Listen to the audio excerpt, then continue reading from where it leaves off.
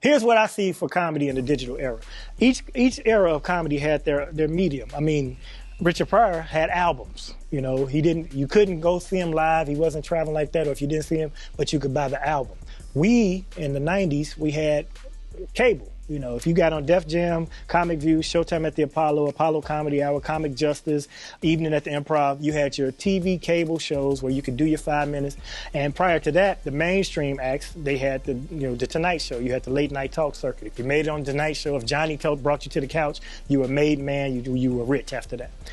Now you have social media. A lot of people are marginalized and they can't get to HBO or Netflix. You know, you're not going to make it there until you generate the numbers, because networks now look at numbers and followers. And I'm going to tell you, I have a very strong appreciation for the social media comics, because it takes genius to make funny in 60 seconds.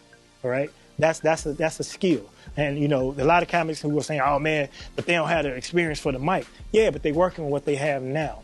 And now IG is about to do IGTV and about to expand that to a whole television network. So now the 60 seconds will now become, you know, longer vignettes and such. But IGTV, of course, gives you about 10 minutes.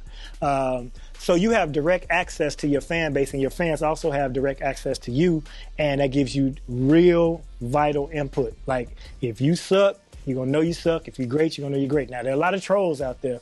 But for the comics who are traditional stand-up comics like myself, who come from an era that say, okay, why is DC Young Fly, I'm using as an example, or Just Hilarious, selling out rooms, and, you know, they ain't put in the work, they ain't put in, you know, they ain't go through the struggle. They didn't have to. They're using what they were given, and they're using it to their advantage, and they're using it well. I say you either got to adapt to the times and learn how to use social media if you want to continue to be relevant, or you got to stick to your niche. I do a combination of both. I'm on social media. Me and my wife do some funny videos.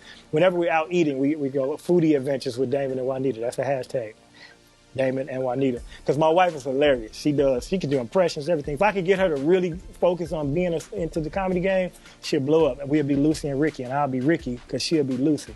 But you got to use what you're given. Like I said, back in the day, if you got on Def Comedy Jam, you could be a household name. If you got on Comic View, you could be a household name. Well, now, if you get 100,000 followers and take it from there, then the networks are looking at you. I'll give you an example.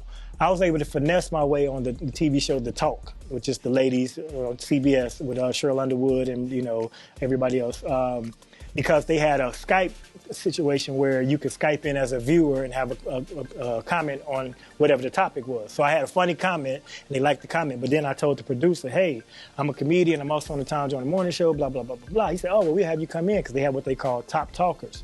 And this was 2014. I came in, I sat in, I was on the ladies on the panel, I did the topic of the day, blah, blah, blah. I tried to get back on that show. They said the only people that they bring on that show now have to have either them or the affiliate that they're connected to has to have 1 million followers on Twitter, specifically Twitter, because that's their demographic. So you got to learn to work your social media right now. And if your number's not adding up, then you're not going to get the opportunities. It's weird. Here's my advice to anybody that wants to be a stand-up comic or be in the comedy business in this era. First of all, be very diligent with your social media, but also be very diligent with your live stage show. Because if you get 1 million followers for your 60-second videos, you can't come to the stage and show your videos. Now, I've seen guys try to do it, but people already saw those videos. You're going to draw tickets, you're going to sell.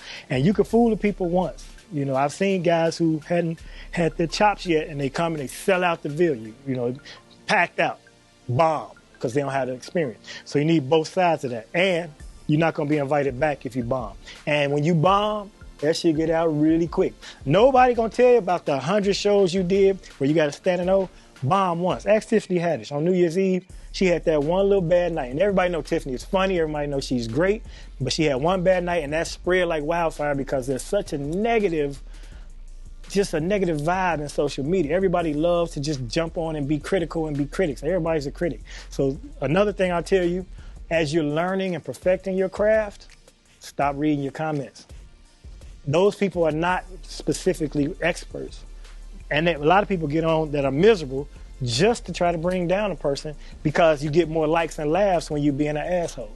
It's just that simple. That's why Trump is president, because he's an asshole, and he's an asshole on Twitter, and his Twitter followers follow that bullshit. I'm telling you, don't read your comments until you make it.